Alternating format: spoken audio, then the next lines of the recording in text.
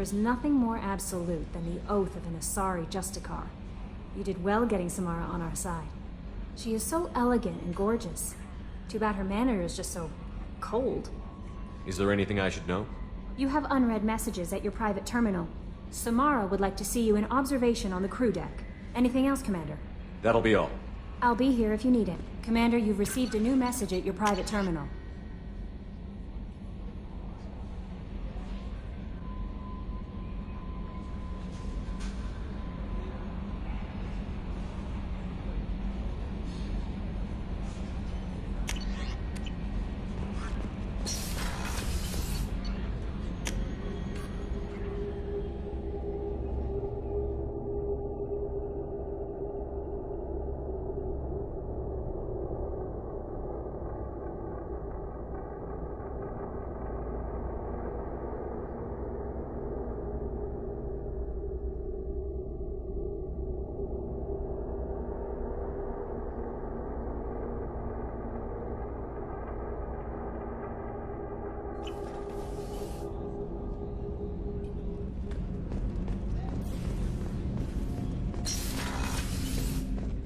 Hey, Shepard. Edie has a wicked sense of humor. Or I should say, a really funny lack of one. Sometimes she seems like a person. But when it comes down to it, I can't get past her being a computer. This one security guy keeps staring at me. I think his name is Bert. I'm used to being watched by security, but they're usually staring at my eyes or watching my hands. I might have to start cloaking through the CIC from now on. I usually travel hidden away in cargo bays. It's nice to be able to look out a window for a change. Come back later. I'm sure I'll have more to talk about.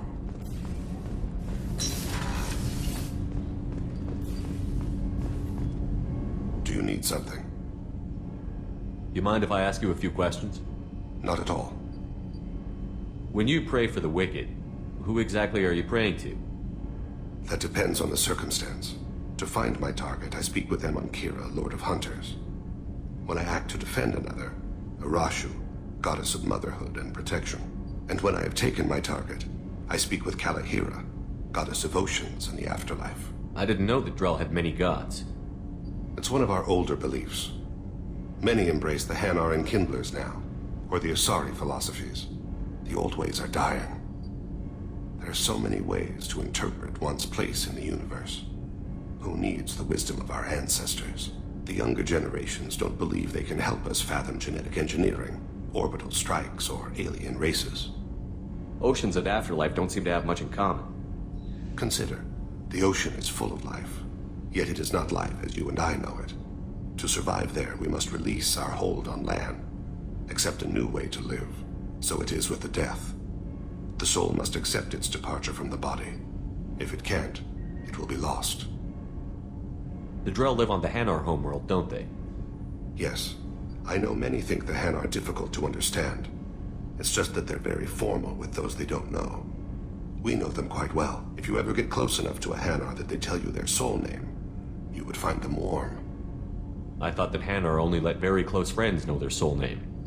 Most of my commissions were for Hanar. I grew close to my regular contacts. Soul names tend to be poetic. A Hanar known for its cynicism might take a name that means illuminates the folly of the dancers. Hanar talk using bioluminescence. That's more of an obstacle than their politeness. True.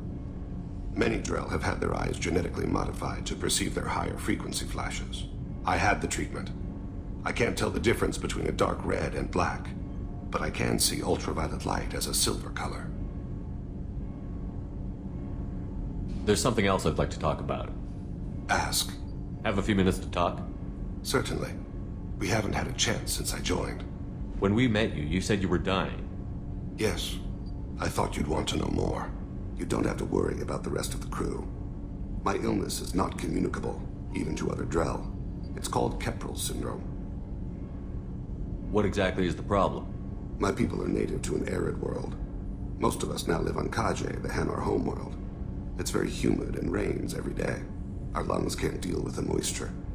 Over time, the tissue loses its ability to absorb oxygen. It becomes harder to breathe. Eventually, we suffocate. Then don't live on Kaji, or use breathers. Drell have a close relationship with the Hanar. We rely on each other. The best we can do is keep our homes very dry inside. Can't they do something about that? The Hanar have funded a genetic engineering program. They should be able to adapt us. The project has only been running for a few years. I don't believe my body will still draw breath by the time it bears fruit. Are you gonna be alright until the end of the mission? I should be fine for another 8 to 12 months. The more time I spend in humid environments, the faster it progresses. I think it's safe to say that by the time my body is incapacitated, we'll be victorious. Or dead. Either way, I won't be a burden to you. You don't act like a dying man. You have the advantage there, Shepard. You've already died. Perhaps later you can give me some suggestions. I can do nothing to alter my fate. One advantage of my training is that I've always, to some degree, considered myself dead. Thank you for your concern. Trust me, this won't affect my performance.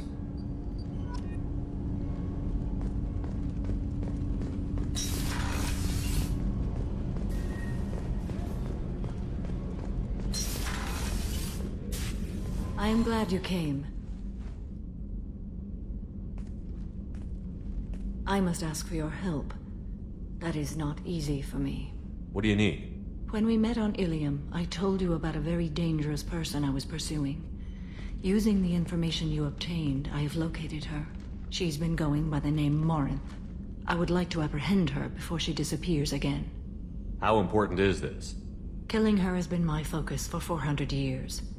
It is the most important thing in my life, and the reason I became a Justicar. Where is she? Omega, a nightclub called Afterlife, which seems a perfect place for her to hunt. Didn't you say you'd pick up her trail after our mission? I know where she is, right now. In a month, she may be gone. This is the best opportunity I've ever had. Tell me about her. She is an Ardat Yakshi. It is a term from a dead Asari dialect. It means demon of the night winds, but that is mythology. She is simply a very dangerous woman who kills without mercy. You're dangerous too. As are you. But she is different. Morinth suffers a rare genetic disorder. When she mates with you, there is no gentle melding of nervous systems. She overpowers yours, burns it out, hemorrhages your brain. You end up a mindless shell, and soon after, you are dead. So you hunt down these Asari just because they're born with a genetic condition? It manifests with maturity. When one is diagnosed, she is offered the chance to live in seclusion and comfort. If she refuses, it shows her addiction to the ecstasy she gets from killing her mates. There is no redemption for such a person. Can't she abstain? Each encounter gives her strength.